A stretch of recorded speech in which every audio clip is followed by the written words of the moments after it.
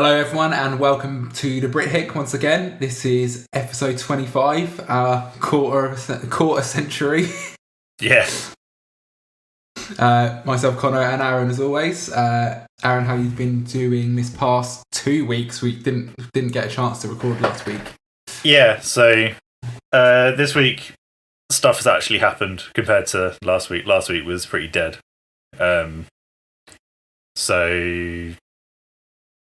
Well, oddly, this week, I've found a new YouTube channel that I've been kind of binging, which basically talks about the backstory of monsters in various video games and films. Oh, cool. So there's like dedicated videos on all of the different demons for Doom, all of the different creatures for the Dead Space series, some for Halo, but I'm not that kind of invested in Halo stuff, and kind of like movie creatures like The Thing, and essentially talking about how The Thing works, and basically on a biological standpoint, what is too far gone for it to make any sense, and what could feasibly kind of happen, and what examples in the real world there are that can kind of say, so kind of like parasitic creatures and things like that. So been binging that. And been getting stuff for the house. So spent most of this morning going to not one but two different Argoses to get bits. Yeah, to get bits for the house, in particular the kitchen. Essentially, Argos is weird, and when you buy certain things, they're not eligible for delivery. You have to go and collect them, and you have to go and collect them from the store that they're in. So went to the one in Milton Keynes, got a few bits from there, and then went to the one in Leighton Buzzard. The one in Milton Keynes was mental. I got there at before 9:30. It opens at 9, and the queue was already round the corner. It took me 35 minutes to get my stuff. Jeez, I guess so many people bought stuff yesterday. Yeah, I overheard someone saying that it's just like that all the time. Oh yeah, I guess with distancing and whatever. Yeah, because people aren't allowed in. So, but when Wednesday rolls around, I think people are going to be allowed back in the store again. Okay. But the Leighton Buzzard one wasn't too bad. The queue was like 8 people. So that wasn't it wasn't as bad, but it was just the Milton Keynes one was pretty crazy. But got the stuff. I'm starting to I think it's starting to sink in that I am actually moving now. Yeah. There's boxes of stuff that are piling up, of things that are for moving, whereas before there wasn't really anything. So I think it's starting to kind of sink in now. And I spent most of this afternoon playing Among Us with some friends. I've just kind of like jumped off the chat to do this. It's interesting because there was someone in there from Japan who was like a mutual friend of some people in there, and they were like, "Yeah, I'm going to go now. It's 1 a.m. here." And I was like, "Oh shit, yeah, time difference is going to be pretty crazy." So, but we started playing it like you would normally play Among Us, which is you do the tasks and you have to work out who the imposters are. But then we did a variation, which is kind of just unwritten rules, where you have one imposter, but it's almost like hide and seek. You have the one imposter that's vision isn't very good, but they tell you who they are. So they go, I'm the imposter, or I'm the seeker, and everyone else just has to run away from them, essentially. And they have to try and do all of the tasks before the imposter kills everyone, essentially.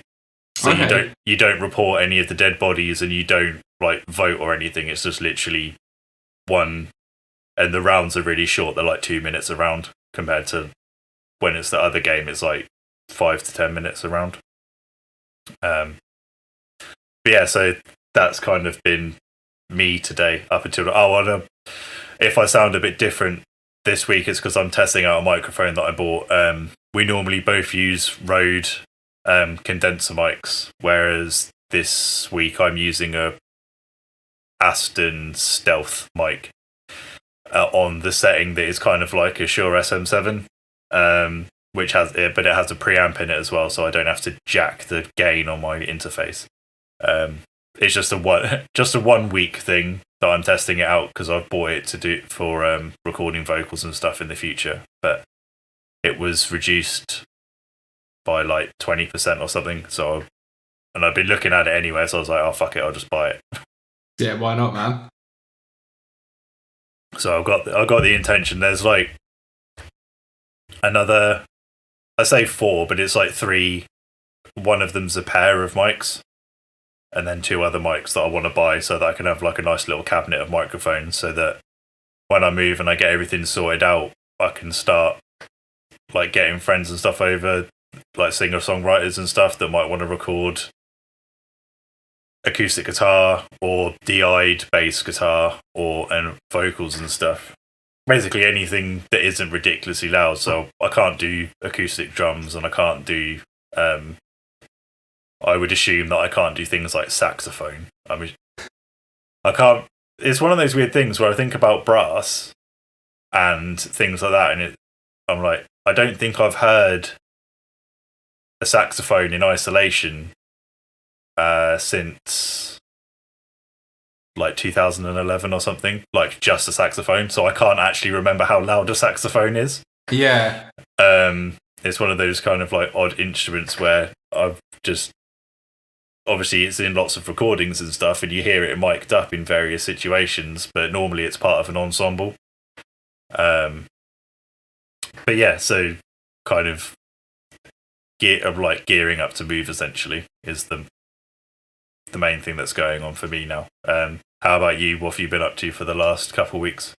Well, last weekend I obviously finally sorted the studio room out, so it's painted now, so it's not that horrible like off cream colour, and the train mural's gone from the wall. Yeah.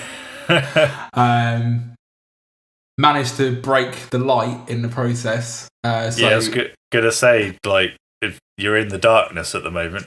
Yeah, I've just got like a desk lamp on. Thankfully, I thought ahead and bought a desk lamp when I went and got stuff for the room, so I'm not in complete darkness, which is good. Is it the bulb or is it the actual light that's broken? It's the actual light. To be fair, it's really old. I think it's just a flimsy wire. Right, okay. Something's just like, so I'm just going to get a whole new fitting. Yeah. Which will be good anyway. Like it'll be better for the room. It'll look nicer. Basically, I was taking the old lampshade off because it like light shade, because it was just some shitty old light shades, like really covered in dusts. Like, yeah. Proper nan aesthetic shade as well. Yeah. And I don't know the technical term for it. I guess the collar. So you've got one either side of the shade. So you've got one. Yeah. Obviously on top of the like where the bulb screws in, and then the one under the bulb holding the shade on. Yeah. And I think it was so old and the collar had been on there for so long. We were trying to get it off, and then the whole thing, like the whole collar, just like crumbled. Yeah. But in the process of trying to wrestle it around, I think the wire's been pulled inside. It's just a really old light, so a bit of a shitter, but at least the shade's gone. Yeah, we had something like that at the flat in Milton Keynes. There was some lights, some bulbs that were dead, and like bayonet fittings. But when we pushed the bayonet fitting to pull them out, the inside of the actual housing for the bulb fell out with it. Oh, so it just, like the whole lot just crumbled away. Not and ideal. It was like, yeah, and it was just like, well, and then we tried and put new ones in just to see if they worked, but they didn't. So it was like, oh, okay, no bulb in that area. Then we'll just leave that as is. Yeah. So I just need to sort that out. But again, it's not. I've got some kind of light in here, so it's okay. Obviously, I've sorted the whole audio setup now. I showed you the other day as well. Like, I've got the monitor stands set up now. I've got a proper like unit for my interface and everything to sit on. It's a bit swish in here now. Yeah, how do you like? We've already discussed about the difference with the speakers on the stands, but it's stupid. It's like when I messaged you the other night, I was like, as if music sounds this good. Like, yeah, it's night and day. Like the difference. Like Matt actually said to me, he goes, "Oh, I need to get some stand for my monitors." I was like, honestly, like it's such an improvement. Yeah, it's like I didn't really think about it beforehand that it would make that much of a difference, and then I kind of bought some stands as an aesthetic choice, and then when I had them on, I was like, yeah, this is a ridiculous difference. Like just having them a bit further back, a bit wider apart, and it just made a crazy difference. Like you can really hear where things are in like a mix. Like it really opens up the sound. Everything sounds a lot more 3D now. Like when I say to you, it's like when I was listening to a couple of tracks, it like literally sounded like the kick and the snare were like right in front of my head, and like it's crazy. Like it just goes to show, obviously, like it's important to have this kind of, if you're intending to record music or mix music, it does help to invest in these bits of equipment. Like just a couple of stands aren't going to set you back that much, but for the improvement it makes, like it's definitely worthwhile. Yeah, like it's one of those things as well where I think a lot of people would, I don't know, overlook it. They would think that maybe that just the foam, they're not stands, are they? I don't know what you would want to call them, but the kind of plate, the plates that the speakers stand on will be like, a lot of people say, oh well, that's good enough. It kind of angles the speakers towards me, and it's meant to stop some of the vibrations going into the desk, which I had, but I didn't notice that. I didn't notice the drastic difference when I got the stands and the foam plates that the speakers were standing on, where compared to when I got the stands and I put the speakers on the stands, it was just like such a mental difference. It just, the sound stage just like got massive. Yeah. Whereas sometimes it would be like I couldn't tell if something was coming from the left or the right, whereas now it's like, no, I can now tell where things are panned. Yeah, that's what I was finding. I was having issues with it. It always sounded like one speaker was louder than the other. Yeah. When they weren't, but it's just, I guess, like proximity effects, for want of a better explanation. Like, it just always sounded like one was quieter, and you never really got a proper spread. Yeah, I've still kind of got that, but it's because I'm in the corner of a room. Yeah. But when I've moved and the desks are going to be in the center of the room, I think that will go away. Yeah, definitely. Like it's eliminated it for me. And obviously, originally when I moved all this stuff around, I was going to have it in the corner. I was like, no, that's stupid, considering I'm trying to sort it out for like audio. So I'm near enough center against this wall, but it's even that, like even this space that I've got where I have put the desk, I've got no bounce back out of the corner I can perceive anyway. So obviously I've got the paneling and stuff coming for Christmas. So once that's up, I think, I'll be good to go, really. Yeah, did you manage to find it somewhere? We haven't spoken about this on the podcast, that there is a global shortage of one of the chemicals that makes foam for sofas and acoustic paneling. So are you going down the DIY route now with the rock wall? No, so I got some of those panels rather than the foam. Right.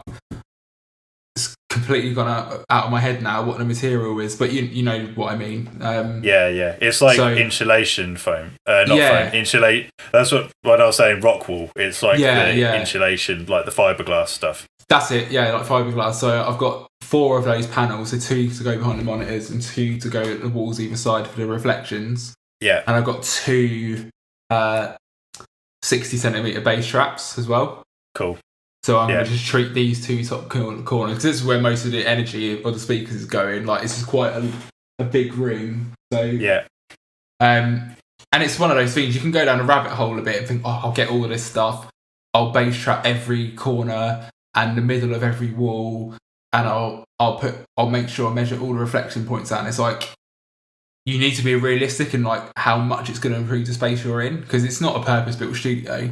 No. And I'm not trying to get professional results. Like, I just want to make a good sounding mix, and that I'm happy with, and that'll be enough for me, Yeah. So first reflections is the main thing. For me with the basement, because the ceiling's so low, I'm not putting anything on the ceiling. Yeah. So I'm kind of counteracting the fact that I can't get rid of first reflections from the ceiling by having a big carpet to get rid of anything that comes up off the floor, and kind of doing more on the rear wall. Yeah. And I'm getting a sound deadening curtain for the window. But as I've said before, I can't screw into the wall, so I'm kind of left with foam as the only option. I can't do the fiberglass panels with the wood because they're too heavy. Yeah. But I've kind of worked out essentially where I'm going with it, because I can't do bass traps in all four corners because of where the entrance is. The entrance is in one of the corners. Yeah. And there's no the way in goes up to the ceiling. Right, okay. So, and then it just cuts off. So it's not like where your room is, where you could potentially put something in the corner above your door. You can't do that. So I'm going to do, obviously, the corners as you're looking at the console. Yeah. And I'll do one of the rear corners, just because it bounces around a bit in that corner. And then, yeah, like you said, first reflection points. One of the first reflection points is going to be where the window is, which is why I'm going to invest the money in getting one of the sound deadening curtains. And then the rear wall. And that's kind of me done, pretty much. Yeah. So, but yeah, it's going to be interesting, obviously, because as we said, there's a shortage, so I've got to wait. But there's other things that need doing first. So, I've got every other room in the house to kind of move into first, and the basement's going to need completely repainting. So, I'm going to I'm going to do anti-mold and waterproof paint. So I'm going to go over it with both. And before I do that, I've got a dehumidifier. So I'm going to leave the dehumidifier in there for a week. Oh yeah, good shout. Just to draw anything that might be there out before I do it. And then kind of work on it from there. But I think in your room in particular, I think it will make a big difference just because you've got quite a high ceiling. It's like a fucking cathedral in here. Yeah. So the difference between your room and where mine will be, will be really quick. Yeah. It'll be really quick slapback, whereas you've got a reverb going on. Mine will be like a slapback delay essentially. But yeah, no, I'm looking forward to getting it done, because we've spoken about kind of projects and stuff that we'd want to do next year post lockdown, so that we can actually kind of do stuff. Yeah, definitely. And I mean, like I said to you the other day, even having everything organised, I haven't gone to record anything yet, just because it's I want to get the padding up, so if I start mixing anything, it's I'm doing it in an informed way, because the room has been treated. Yeah. But just having, you've seen the layout, I've got all my guitars on the rack to the right of me at the desk, and then my amps on the other side, and everything's set up on the desk, and I don't take my laptop out of the room now. It's just set up as if it was a desktop PC, basically. So it's really productive. I find when I'm playing guitar, I'm writing stuff, I'm not just fucking about. Yeah. So yeah, it just feels like more of a, and now I've painted it and stuff, it feels like my space. It feels like an actual productive environment now. Yeah. It feels like your space now, I guess. Yeah, it isn't just this is the extra room with my gear in it. Yeah. It always sounds a bit funny saying, it's a studio. It's it's not a studio, but it's a working room now. Yeah. Well, I'd still say it's where your stuff is. Once it's treated and stuff, it's it is a studio room. So yeah, I know what you mean. So Yeah, I guess so. It's had some investment in it. It isn't just like I put the laptop in there and like, yeah, studio. Yeah. But yeah, like it's really good. Like it's just a really good the way I think I've cracked the layout now. This is like the 4th version, like revision of the room. Yeah. And just it is more intuitive. It's like I can set a little bass amp up if I want to play bass, or I've got my amp like the katana set up for guitar and stuff. So I can like go between ideas quickly. Yeah. It's not like, oh, I've got to pack this amp down, get the bass amp out, and then be like, oh, I can't be arsed kind of thing. It's just like, oh, I can just grab it, like grab and go. Yeah. And obviously I've got the controller keyboard now out because I've actually got room to have it all laid out. Yeah. So yeah, like really, like next year I really want to write a lot more music. Even if it's not like for bands, just write a lot more music. Well, yeah, that's when I sent you the thing of like the list of projects that I've got. Like none of it's kind of really for bands. It's just music to be put out. Yeah.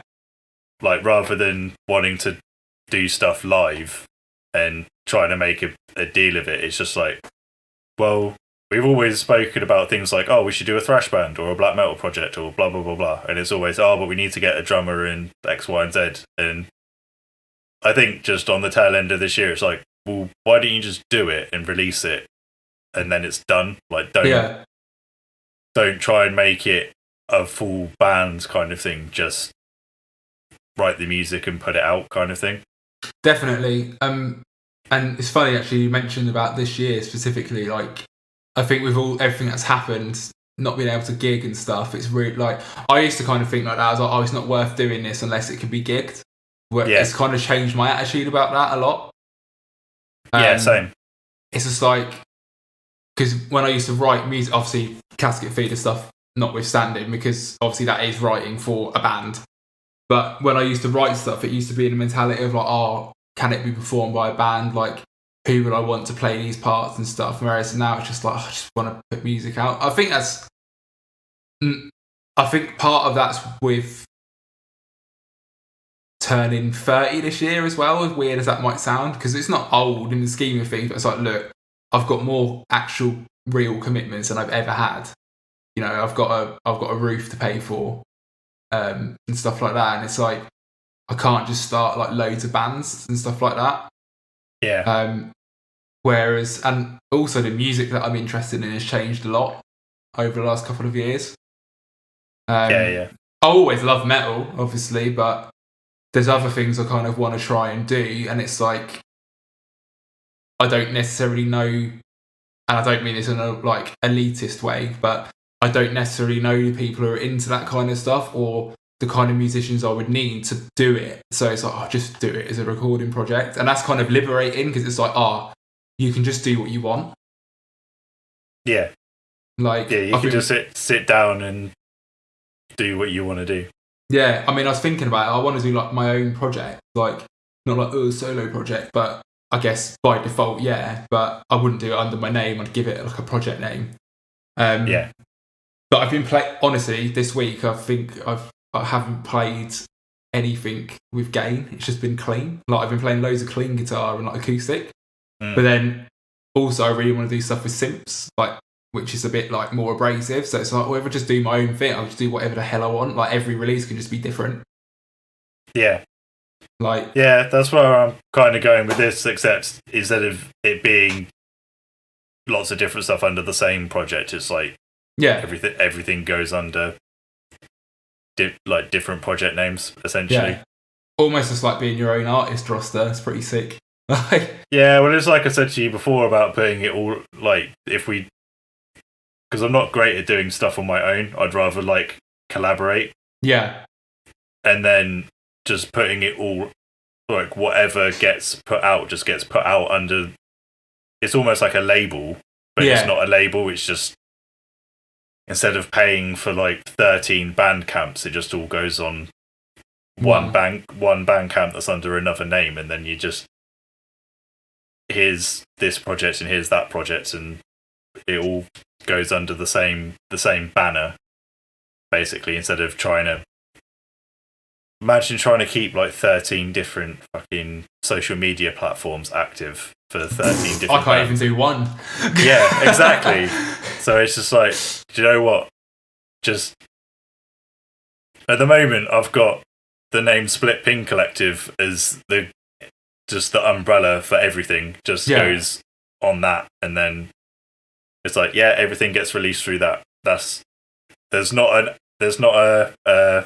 an artist called that. It's just that everything else goes out via that channel, essentially. My intention is that to have a release once a month for a year. Yeah. But you need to kind of have like preload some releases before you do that. So I've got 2 are done, kind of, and then there's a third one which needs vocals, which is always going to be the killer, is trying to find people to do vocals.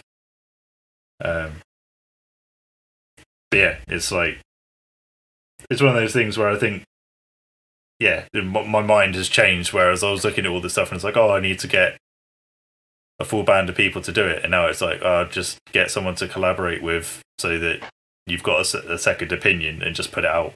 Like, yeah, it doesn't need to be played live, which means that you can have like 4 different guitar parts and and synth underneath it and all that other shit, and it's like, yeah, sweet, good fit. Because if people are just like, oh, you can't play it live, it's like, well, doesn't matter. Yeah, it wasn't intended to be played live. It's not going to get played live. Yeah. Speaking of not live, let's talk about what we were going to talk about today.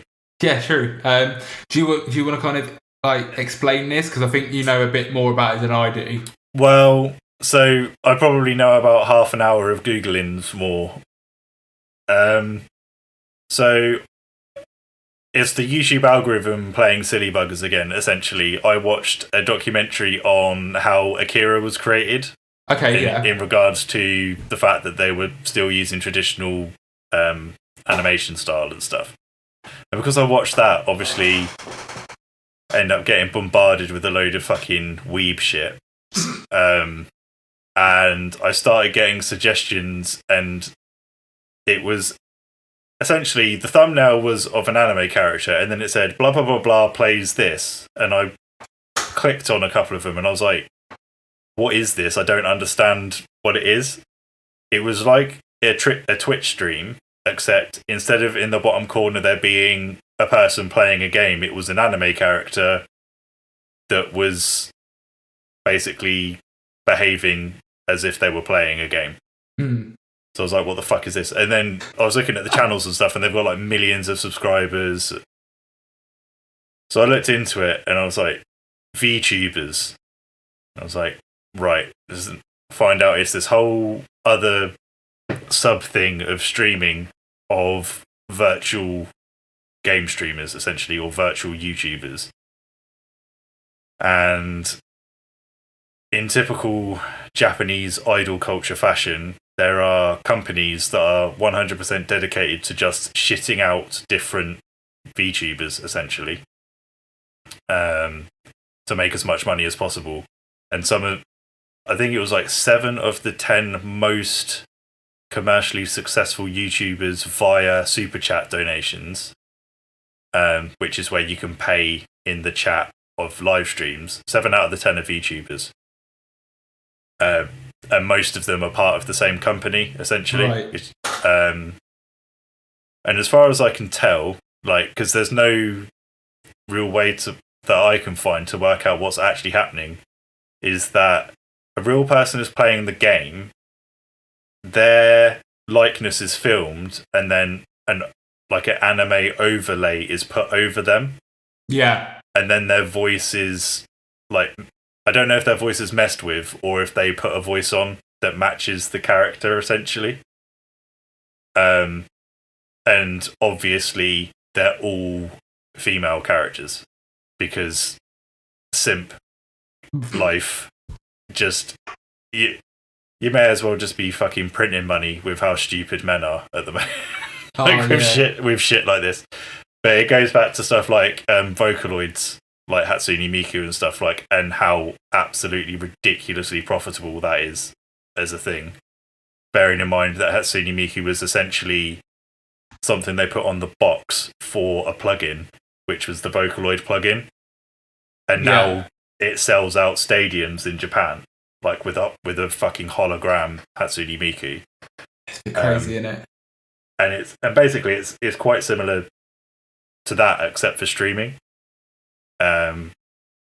Except that it's not like 100% artificial, as far as I can tell. It's a person that they then put an overlay on.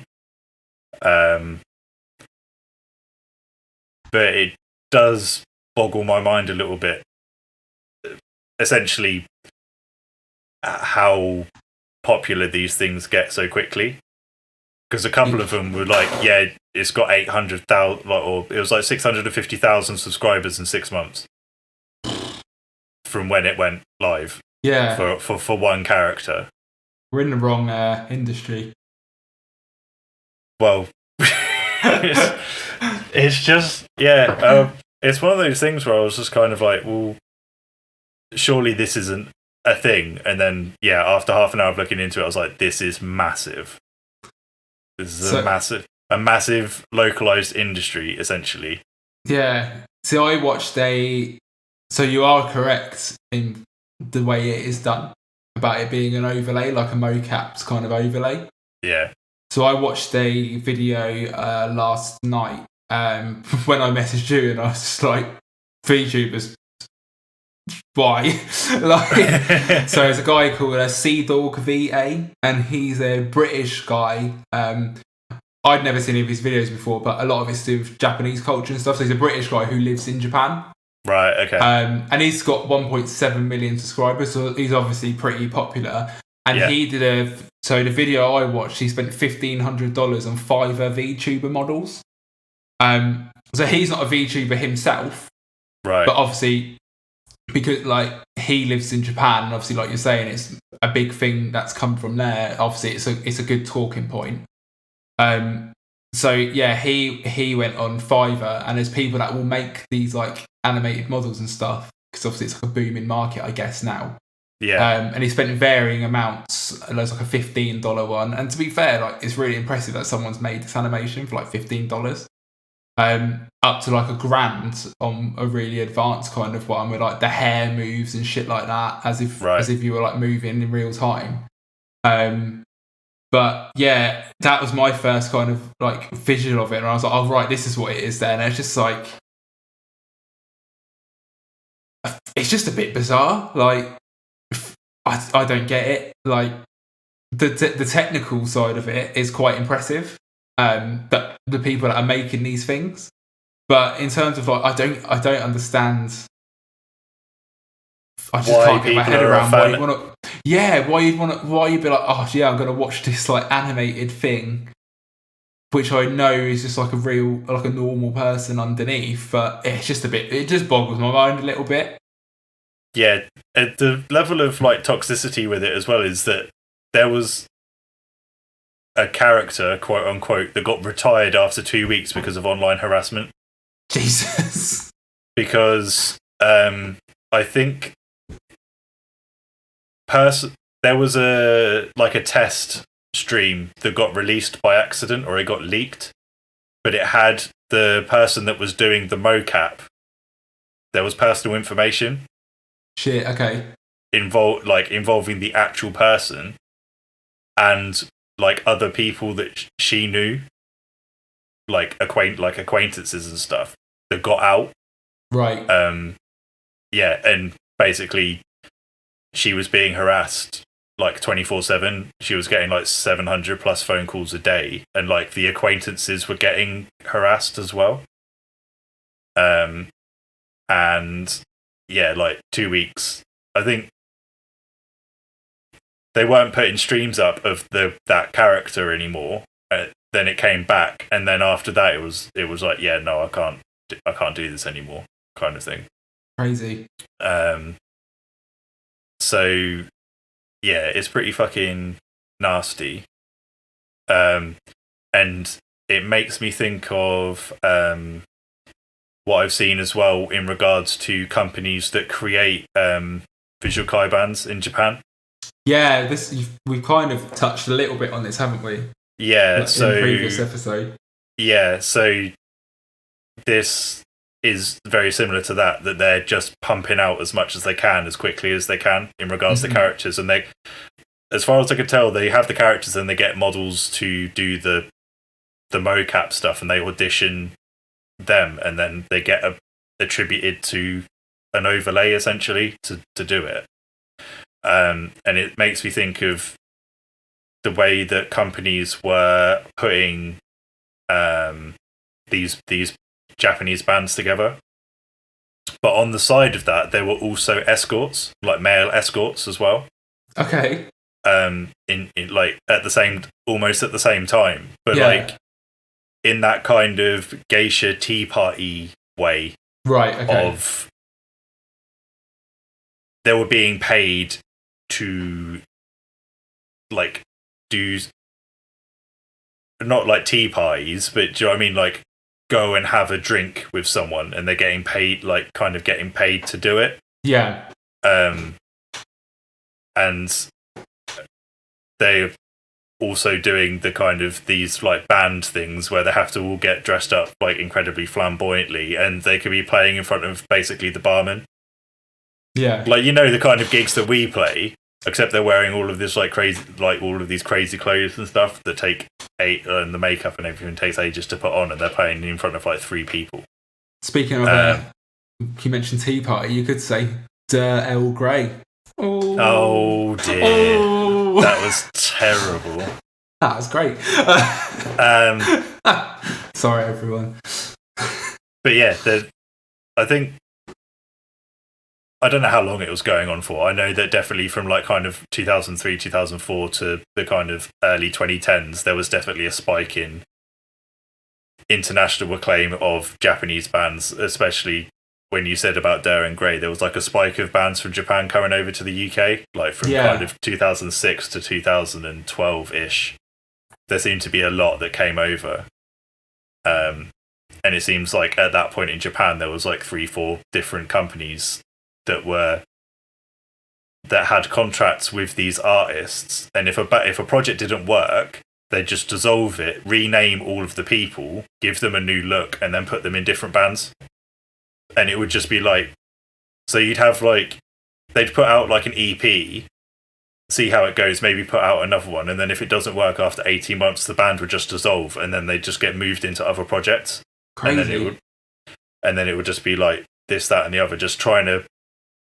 It makes me think of like, I meant to do some research on this today, but I didn't have time, about kind of the British pop scene in like the 70s, because it made me think of stuff like Bay City Rollers and like Twiggy and stuff, that these people that you thought were rolling in money, all of the money was going back into the company that created the group, essentially, or that picked them up.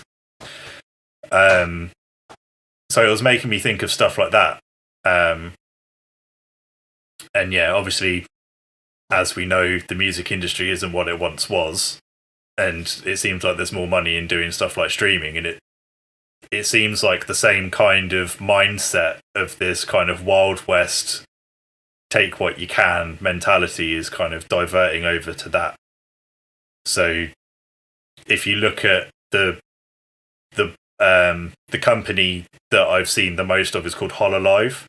And they started off as an augmented reality VR company that was doing like augmented reality games, but then they dropped everything else, and they just shit out these characters. Essentially, they'll do 5. It seems like they do like 5 at a time, and then they're to varying success, and then there'll be another load that come out, and then another load that come out, and so on and so forth. And the ones that aren't as popular, it seems like they just slowly get retired, like drop off and retired, and the ones that are successful carry on going, and then they end up collaborating with each other so that there's crossover, so that people that have seen one of them then see the other one. And yeah, it's just a massive money spinner. Yeah, I mean, from a business point of view, it's genius. It's callous. Yeah, but yeah, it's hey, it works, I guess. But like, yeah, just from an audience point of view, I mean, I understand why like children would find it like entertaining, I guess, or like where you'd have a captive audience of like children, because it's like an animated, it's almost like having a cartoon character that you can interact with, and you feel like, oh, they're speaking to me. And as a kid, of course you'd be like, oh, that's incredible. But yeah, it's just a bit weird when it's like adults and stuff. It's just like, oh, all right. It's like it's quite similar to stuff like brony culture when you think about it, except this is more overtly sexualized, which is it like even worse. It's a bit, I don't know, concerning. I don't want to say, but yeah, the thing is that when you look at it in that kind of the innocent way of like, oh, it's like when a child sees Mickey Mouse like in a costume. The adults know that it's a person in a costume, but the kid thinks it's Mickey Mouse. Yeah, and they're interacting with them, and it's like that's a memory that's gonna stay with them, kind of thing. But the way that the characters are, like in their design, is like that's not for kids. No, it's like that's appealing to men essentially. Yeah. I say that in kind of the bigoted way but it is kind of done in that regard, and it's a bit sus, I guess is the best way to put it. Yeah, it makes you feel a bit dirty. Yeah, I think when I saw the extent of what is going on with it's almost like that whole like e-girl, cam girl thing. It's kind of like that, and it's like more power to when they're independent, like as stuff like, because I've known cam girls and stuff like that, and it's like, it's gonna make me money, and I just get the money from it. And it's like, yeah, fair play.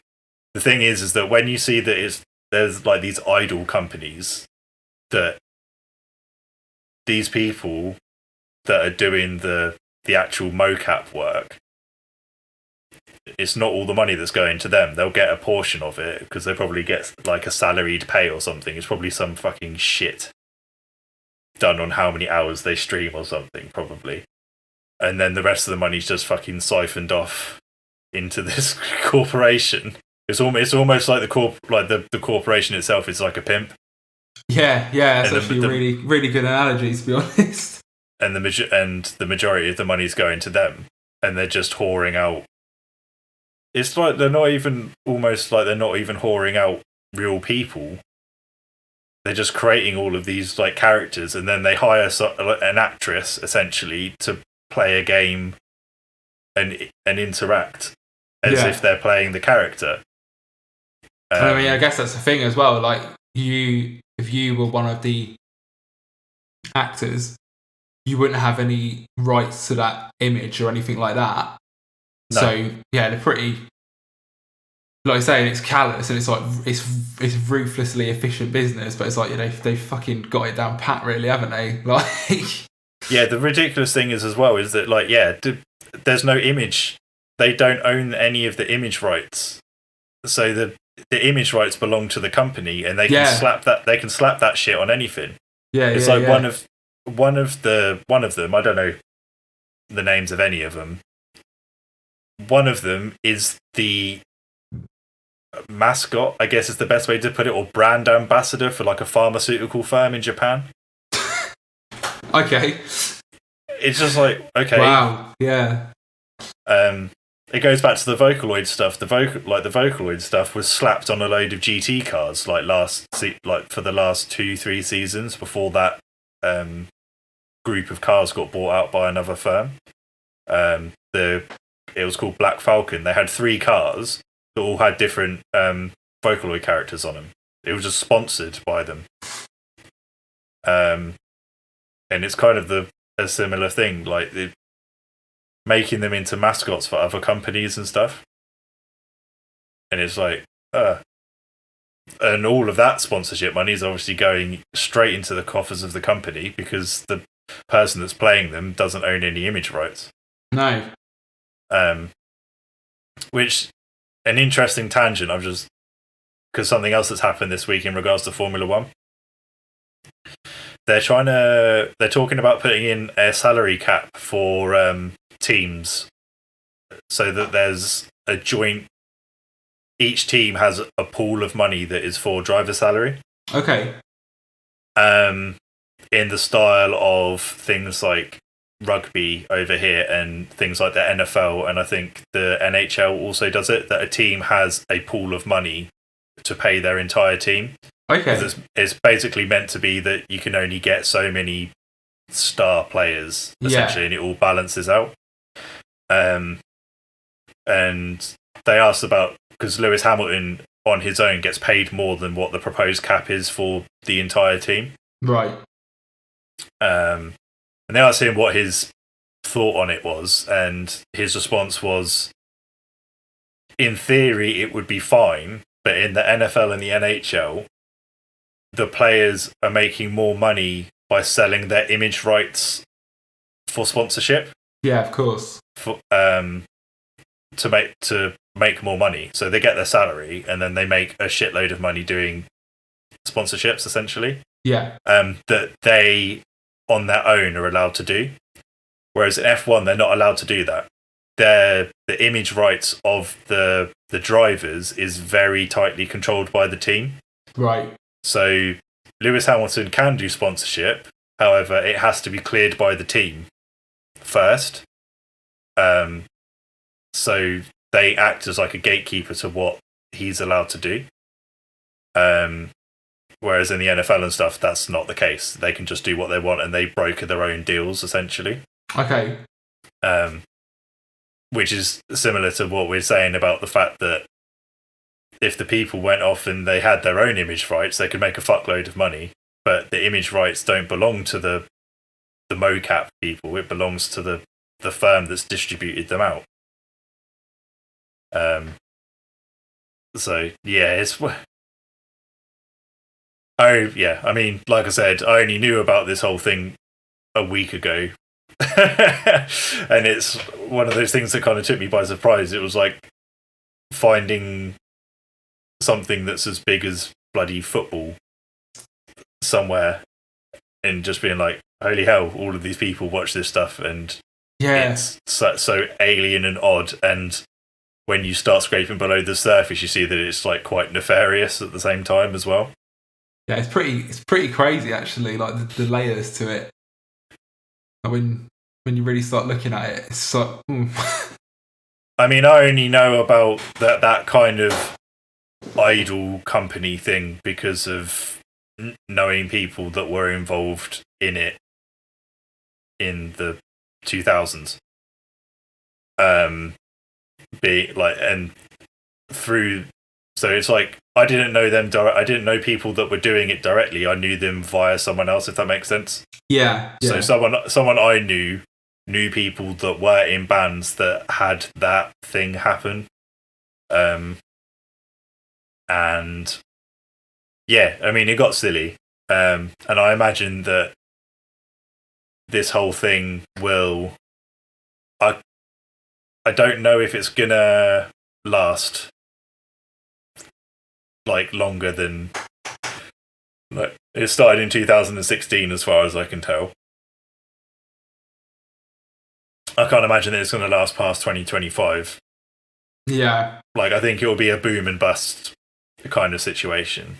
Whether or not it will be that AI progresses to a point where they have the AI play a game instead of needing the mocap of a person. I don't Fucking know. Skynet cheap. Yeah.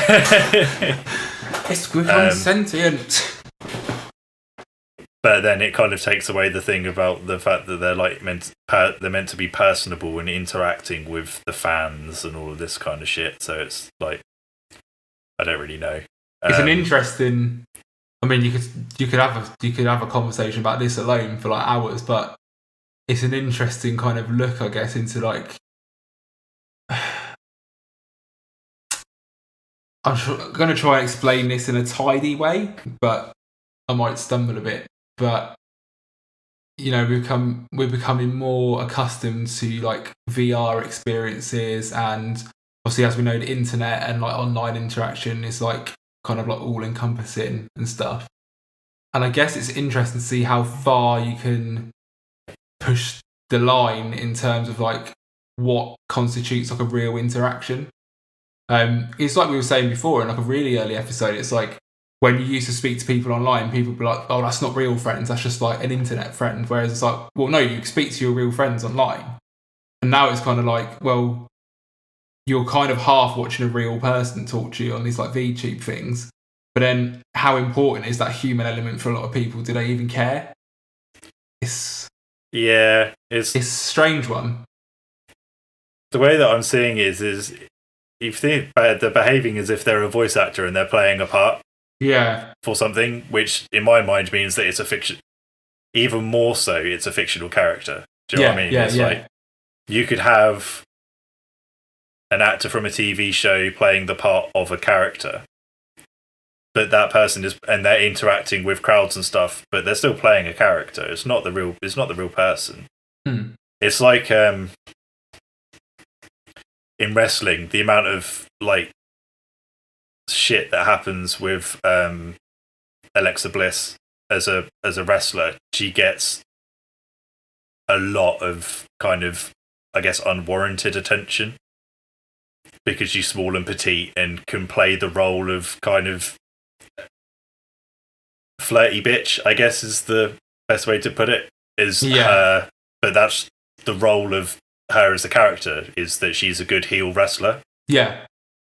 But that role that she's playing obviously isn't her as an actual person. It's acting, isn't it? Yeah, it's the act. Yeah. That's the act that she's putting on. But a lot of people don't seem to get that, if that makes sense. They think that's just how she is as a person. And it's almost, obviously, that's a person that you can see. It's a physical person. However, it's almost that kind of difference, isn't it? It's like, it's an act. And it seems like people, unfortunately, are falling into the thing of it not being an act. Yeah. And that's actually how they are. I guess as well, there's kind of like a sad side to it, like where, you know, people... I'm not trying to make a profound statement here, but obviously, like, there's a lot of lonely people, and for some people, like the internet and internet personalities and stuff, that is some kind of solace. It feels like a friend, and I guess in some way you could say it's almost like exploiting that from some people. It's like, oh yeah, give them this character they can kind of latch onto or whatever, and it doesn't mean anything for the company. It's just a cash cow kind of thing. Yeah, I feel like in Japanese culture as well, this whole like salaryman culture, as far as I can tell, they don't actually have time to do interaction on a social scale. I watched a documentary actually where Sue Perkins went to Japan. Right, okay. And it was really interesting because there was an episode we watched. It was when we were in Edinburgh last year. And it was to do with basically like they've got a really, really falling rate of like childbirth and stuff because young adults don't have time to date because the culture's so work focused. Yeah. And it was really good, and it was really well put together. Like because she went basically, obviously she had to like see it like what it was like, and she went to it was like a professionals like speed dating evening kind of thing, and these are like 30-year-old men and women, and it wasn't presented in a sneering way like, oh look, this is funny, or look, they don't know how to talk to women and stuff, like, but it was like genuinely like this is how consuming like the work culture is. Like there's guys there, it's like I've never spoken to like a female that's not in my family and stuff like that, and like the women, like I've never had a boyfriend and stuff like that, and it's just like fucking hell, like it's just like almost like when when you're a child or like a teenager and how awkward it is trying to speak to a member of the opposite sex. It was kind of like that, and it's just like it's sad how people's personal lives are so overrun by work. And it's a big thing there, obviously. Like, it's a very different culture to like Western culture, obviously, to say the least, in that regard. Well, they've got whole things about literally working themselves to death. Yeah. And yeah, there is. It is that thing of, like I was saying with the salary man thing, is that you go to work, and then it's almost required that you then go out afterwards with your work colleagues. And if you're seen to not go out with them, you could be passed over for a promotion. So you do that and you get drunk, and then the bars close at 11 at night. You go home, then you wake up the next day and you go back to work, and it's like ad infinitum of doing that. And it's, well, where is the time to do anything else? And that's kind of where that thing, I guess, with things like hostess clubs and things like the Vtubers and stuff, that's kind of where that becomes more apparent, I guess, is that, well, they haven't got time to watch half an hour of something on YouTube because going out on a date is going to take way longer than that. Yeah. So yeah, like, I haven't been to Japan. I would like to go, but I don't have $2,000 to go, so I couldn't say that I've seen stuff like that firsthand. But it does seem to be that it is a work to death or be slighted by everyone kind of thing, especially in the professional sphere, anyway. Yeah. So, I mean, that's kind of where all of the counterculture stuff comes from that they have, is because of how they're expected to work to the bone. But yeah, I'm saying this stuff and I haven't really researched into it, so I could be way off. But yeah, and the thing is as well with the VTuber stuff is that it's quite big in China, and there seems to have been some controversy actually with when I was looking at the Wikipedia article for this company. They did some that are dedicated for China, and then the Japanese stuff is translated into Chinese, and then it's released on Chinese services. Okay. But what happened is that I think it was 2 of them said about Taiwan, and in their analytics, Taiwan was separate to China. So they were talking about Taiwan as a separate thing to China.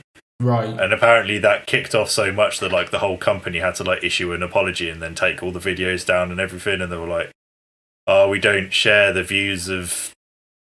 And this is the thing, they're saying about these fictional characters, we don't share the views of these fictional characters. Bloody hell.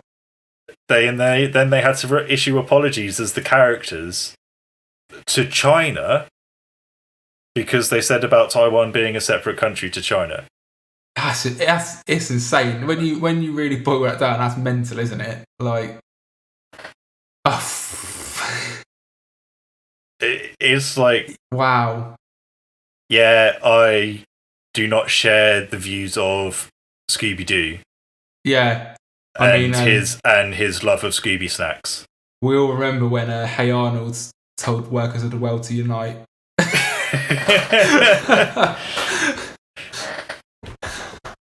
But it is like that, and I should say as well, just that like I do watch streamers. There's 2 racing streamers that I watch. Yeah. It's like, so it's not like I'm poo-pooing the whole bloody thing, because it's like I fucking do it as well. Do you know what I mean? But, yeah, and that's it. I mean, we're not saying obviously there's anything wrong with watching streamers, like, and like we say, like you've explained better than I have, like the nefarious side of it is more the business practice and that kind of sides and how it's done. Obviously, like we've said, there's an element of the audience where you're like, bit suspect, but that's not everyone. Like saying, like young people and stuff. It's like it's fairly innocuous, you know. But yeah, it's the whole shebang. It's a bit crazy. Yeah, I mean, as far as I can tell, a lot of it is placed on the characters being oblivious and innocent to things. And playing into that kind of, and it's like, and they're behaving a bit like children. I've just made a face, like yeah, kind of. They're saying things and they don't know that they're saying things. It's translated badly on some things that I've watched about it, and it's like, it does. Yeah, you're proper leaning into sus on that. Yeah. Murky waters there. Yeah, I mean, I guess the truth will out in the end. Like, there's where it's that thing as well. Like when I've people saying about like Lolita anime and stuff, and it's like that's not cool. That is, and you hear it's like, oh yeah, but she's not actually 14. She's a 200-year-old vamp. No, she's 14. Like. Just well noncy, innit? Yeah, like, I just said it. I said it. It doesn't I couldn't think of that is sus. Yeah, like you're like you are nonce. Like you are a nonce. Yeah, yeah. Like sorry if you fucking watch that shit and it's like, oh yeah. Ugh. What will it take to destroy Lost Prophets? That's going to make no sense to people who haven't seen that picture. Did you have that issue of Kerrang? No. I saw someone put it up and I was like, that's incredible. I was like, oh. I think I had that. Wow. Like when I moved back here in 2014, I went through a load of old magazines and I think I had that one. Because it was definitely something like, what will it take to stop Lost Prophets? And it's like, Ian Watkins being a fucking nonce would do it. Yeah, articles which have aged terribly. Yeah. Well, no, they've aged well. It was like, well, there was a question and we know the answer now. Yeah. It's like, not only proper noncing, and manipulating fans to nonce with him. Proper Nostradamus. There we go, I brought it back. But yeah, just like, that whole bit of a dark episode, that, isn't it? All everything that happened with old Mr. Watkins. Yeah. We have, obviously, that's something we've spoken about as well. But we have, haven't we? Yeah. Yeah, and the old art and the artist one, but that's just another level of like fucking hell. Like that's absolutely not cricket. Oh, excuse me. But yeah, like I think we've kind of covered as much as we know. I'm sure if we had more of a following, that someone would be like, "Oh, well, actually," it's like, fuck you. So you're gonna counteract the fact that this is proper weird and is definitely appealing to people that are either lonely or nonces. Yeah. Or and that's the thing, we're not shitting on the when we speak about people being lonely, we're not picking fault with them. That's what we're saying. It's like it's very like it's almost predatory, like targeting at those people. It's not their fault. Yeah. But yeah, the noncy thing is like, nah, you're wrong, and like, that's not all right. It's that thing, isn't it? Someone with a structured and valid argument, and then just nonce. Like, I'm gonna slap that banner right on that. Like nonce.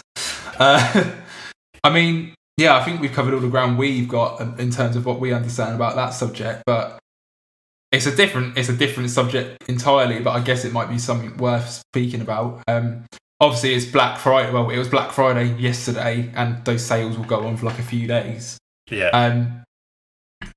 Did you get anything? Oh, you bought the mic, didn't you? So I got the microphone. I bought a Mammoth Bass plugin, which I had a trial of anyway, and I tried it, and essentially it does what I need for metal bass using less power than what Line 6 Helix does. Yeah.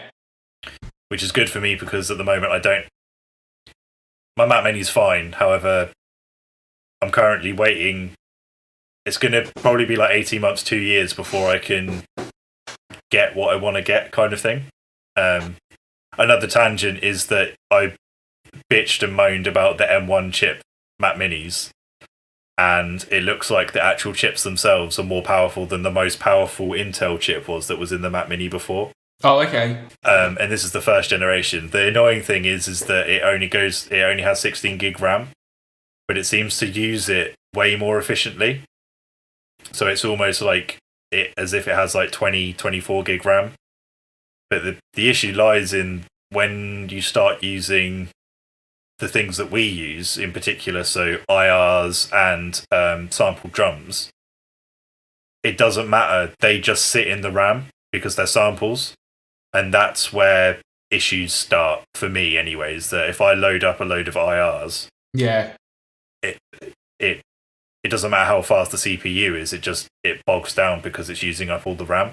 Yeah, my setup gets a bit panicky when there's a superior drummer going on, stuff like that. Yeah.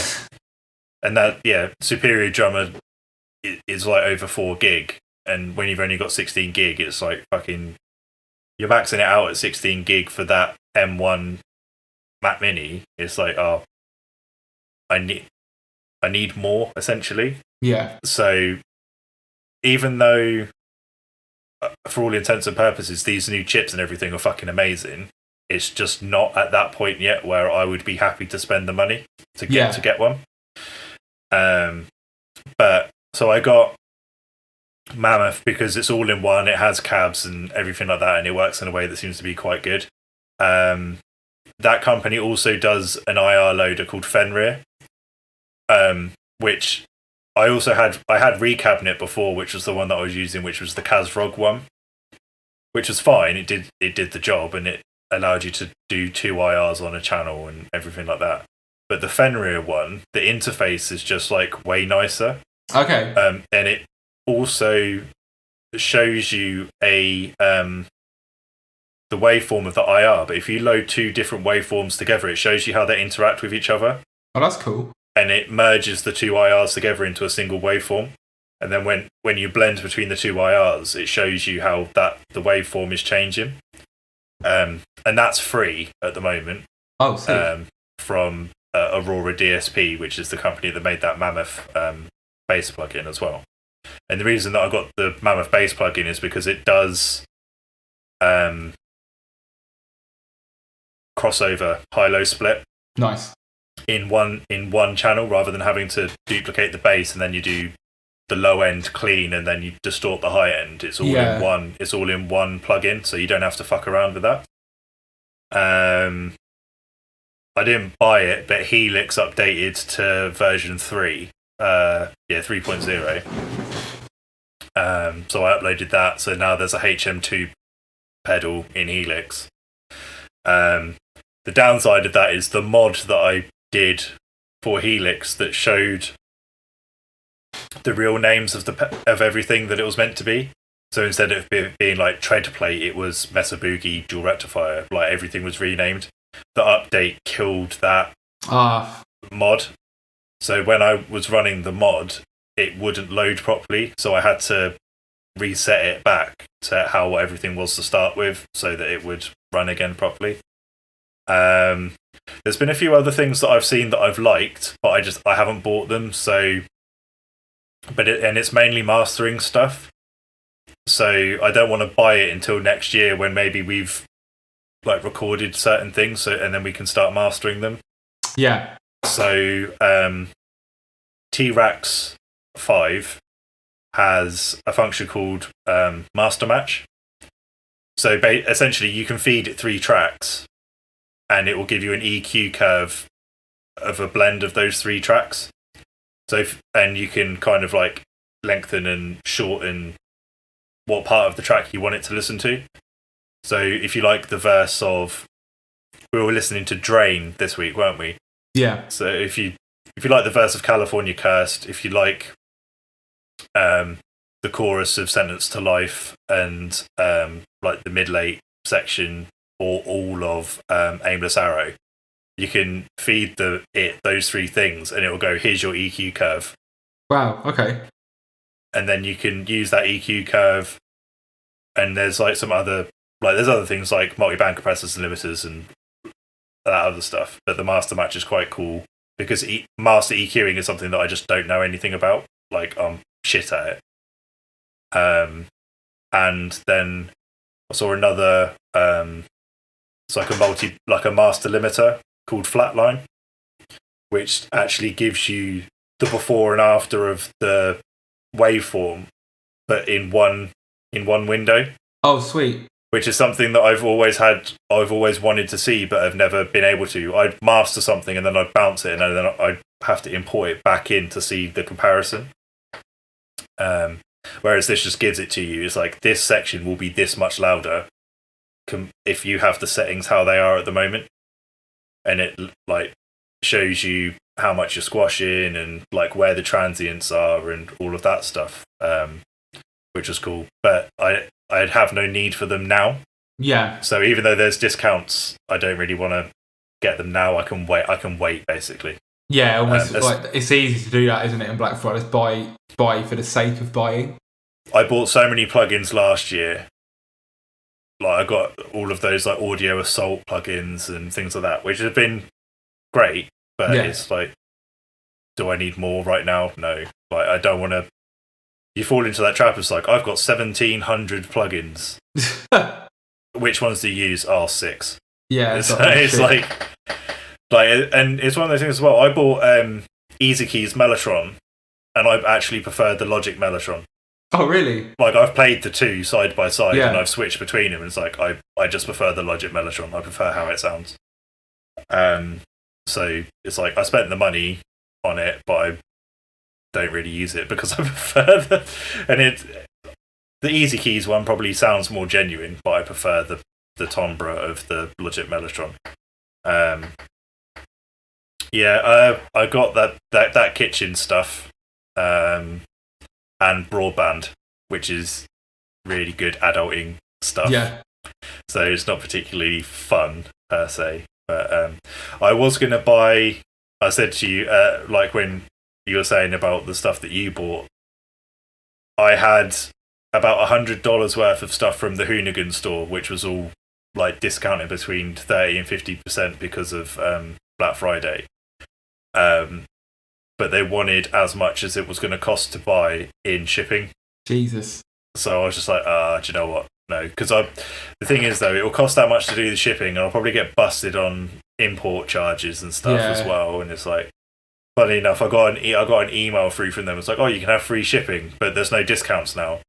So it now costs. It's now going to cost a load more anyway. So it's kind of like, I won't buy it. Basically, maybe at some point in the future, if I go to America, I'll just buy a load of stuff that I've seen that I want to buy, but is only available in America. Because there's loads of motoring stuff that is just America only. Their distribution is America only, and if you want to buy it and ship it, you're going to pay ridiculous money for it, essentially. Yeah. So you were saying about that you got stuff. Was the stuff that you bought yesterday all Black Friday stuff? Yeah, so obviously I bought a tumble dryer yesterday, which is an adult purchase. That wasn't in the Black Friday sale, but I was like, we need a tumble dryer. Because it's been impossible to dry clothes like in a practical way this time of the year, obviously. Yeah. And I'm sick of areas of clothes. It makes the house damp, obviously, so you don't really want that. Bought a tumble dryer, and kind of like, there were ones in the Black Friday sale, but it was either like they were really cheap. I say obviously it's all relative. They were like sub £200. It's kind of like, are they worth it? Yeah. And then the other end of the scale was ones with like big reductions, but they were like £500 down from like 700, and that's like it's way more than I want to spend on a tumble dryer. Yeah. So is your washing machine not a tumble dryer as well? Is it just a spin dryer? No, it's just a washing machine. Yeah. Right. So okay. The tumble dryer we bought is Hoover, which is the same brand as our washing machine, and that's never caused any problems. And it's a condenser one, so we don't have to have the tube going out and everything. Right, okay, that's cool. Measured up, we know it's the same dimensions as the washing machine. It's just a bit deeper, so it's fine. We've got space for it. Bought that. Like, not the most exciting thing, but cool. But then, in terms of actual Black Friday buying for myself, just bought a load of clothes. Like, in like a flippant way, but I haven't bought clothes, like really actually bought like substantial clothes and stuff for like a couple of years now. Yeah. Like some people buy clothes all the time, and that's fine if that's what you're into. Like, if that's what you're into, you know what I mean? Like, some people who like just like updating their wardrobe and stuff. But I kind of gotten to the point, it's like I'm just sick of wearing the same stuff all the time. And I didn't buy any like band stuff or brand like logo stuff. It's all like casual, formal and stuff like that. Yeah. And I was like saying to you this morning, I spent like 250 quid on clothes, and I was like, I feel a bit dirty, but it's like, well, no, it's you do need to like get yourself nice stuff sometimes, and I would have spent a hell of a lot more if it wasn't in the sale.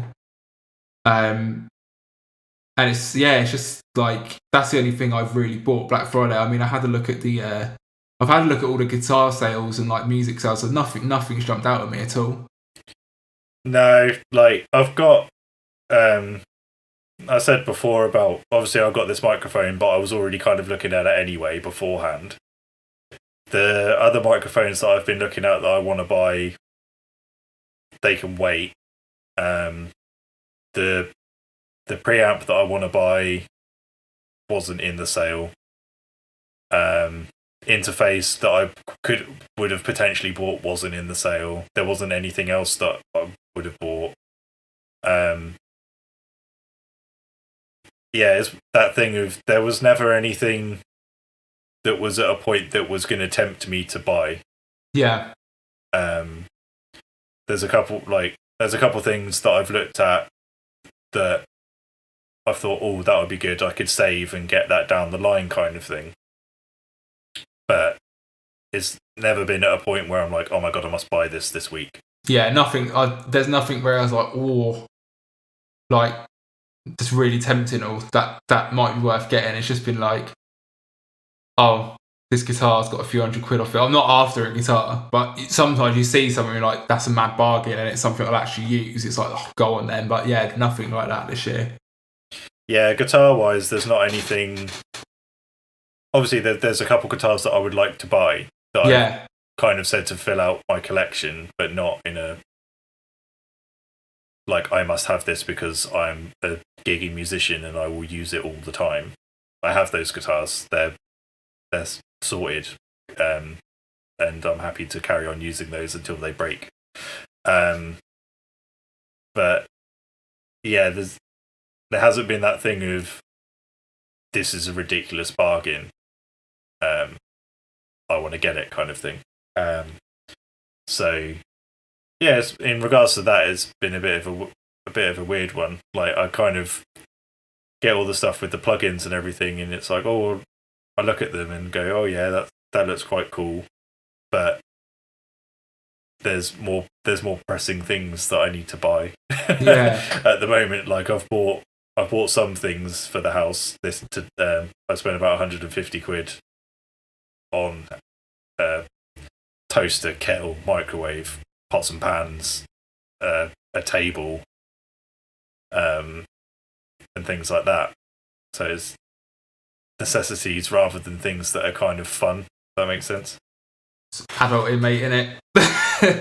Yeah, well, it's like I said to you about the Argos thing. It's like, oh, sitting out here in a queue to collect stuff on a Saturday morning, it feels like I'm queuing up to go into a club on a Friday night.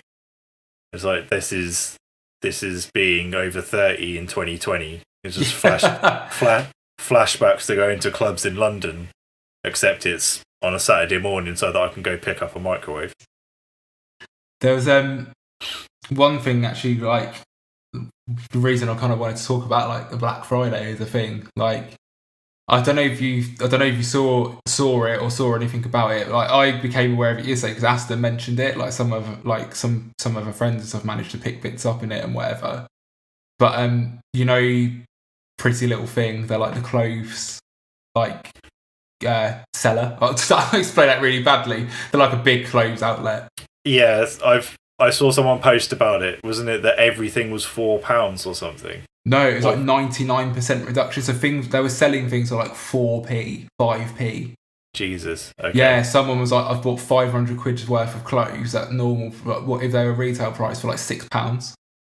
And it's obviously it's been going on for longer than this year, but I've seen it more prevalent this year. A lot more people have been like, we should actively try and not support fast fashion because it's like environmentally damaging. They don't use good practices in their factories and stuff. They don't treat their workers fairly and stuff.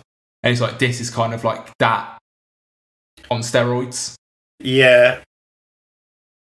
To play devil's advocate on it, and I think it is like that there is bad business practices, but I'm almost kind of thinking for them to sell it that low, and with everything that's happened this year in particular, yeah, I think it's just costing them more money just to keep it in the warehouse, and they want to get rid of it. Definitely. And my thing is as well is like, you shouldn't. Don't get me wrong, it's shit how the factory workers are cheating and stuff. Like, and that does need to change. But some people don't have. People are like, buy thrift shopping and stuff, and that's fine. Like, if you can find things you like and fit you, that's great. But it's not a solution for everyone because it's difficult sometimes finding things that you actually want or things that fit you right. And in terms of buying out of like the umbrella of like quote unquote fast fashion, generally becomes more premium stuff or like handmade or organic, and it's like that is cost prohibitive to a lot of people, and you shouldn't. Yeah. If you've got the money to do that and it's something you want to do, fair enough, but a lot of people don't have that disposable income. Like, yes, I literally bought basically like a wardrobe's not the physical size, but in terms of like outfits, I guess.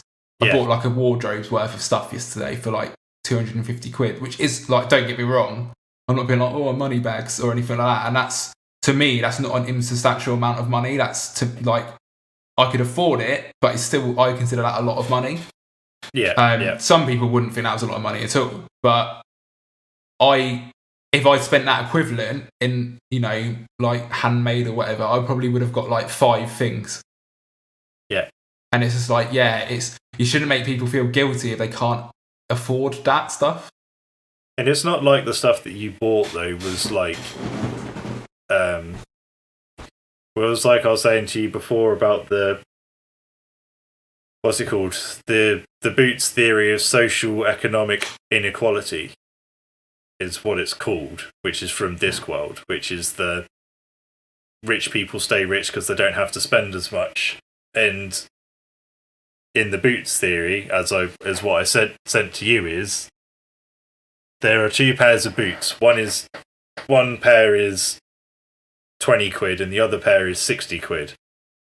The pair that are 20 quid lasts 18 months and the pair that are 60 quid lasts 10 years.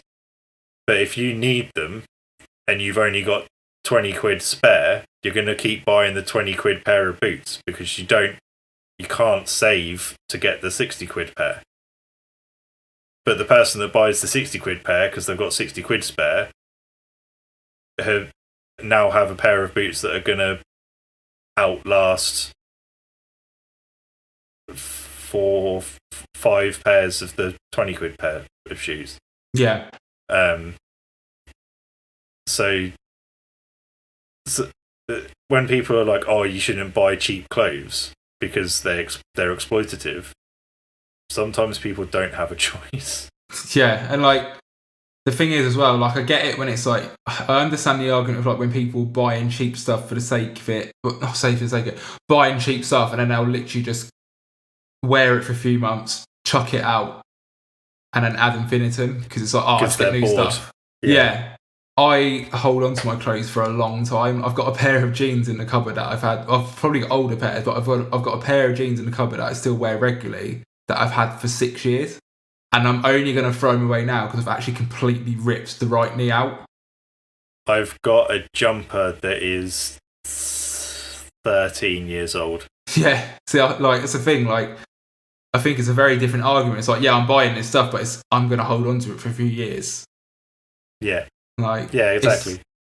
It's an interesting one, obviously. Like, there's definitely ethics to it, but it's not so black and white as saying you shouldn't do that because it's bad. It's like, well, yeah, there's bad things about it, but like you're saying, yeah, like some people don't have that choice.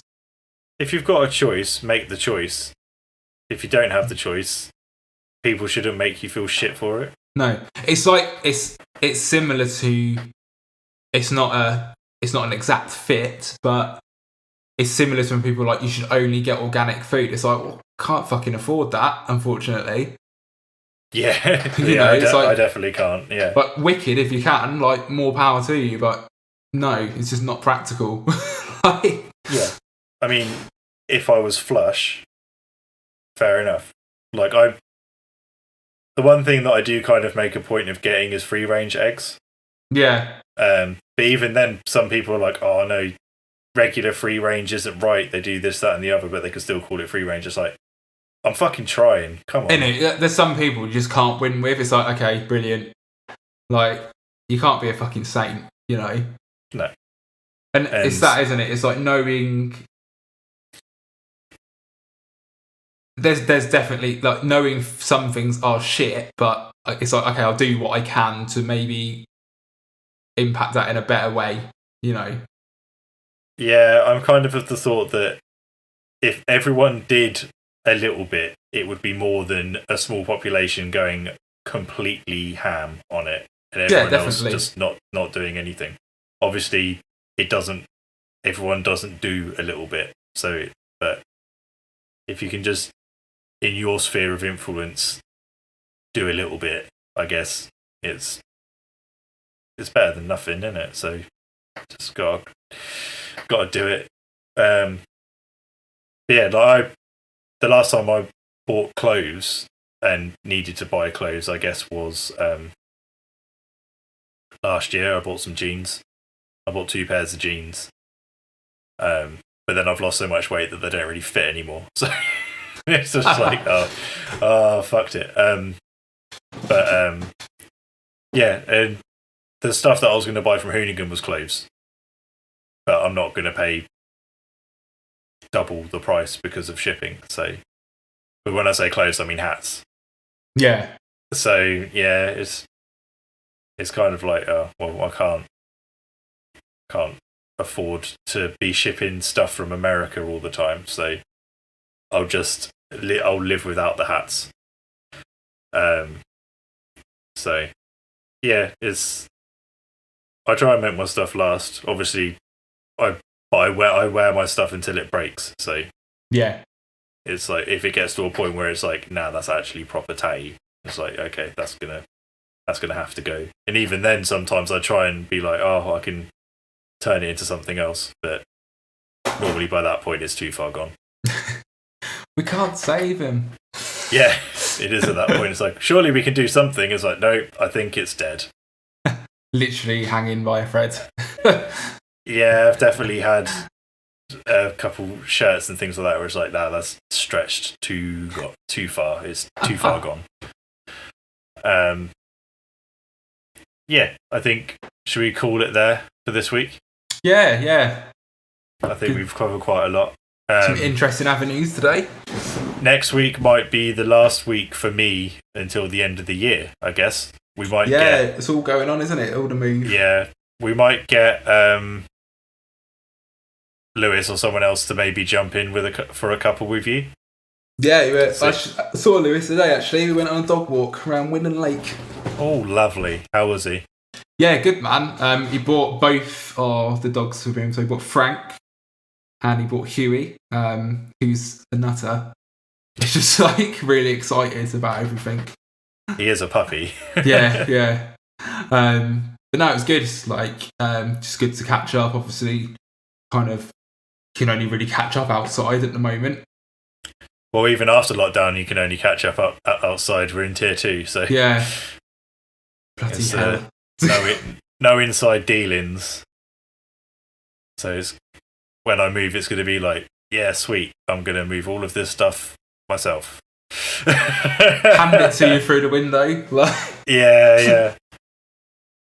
But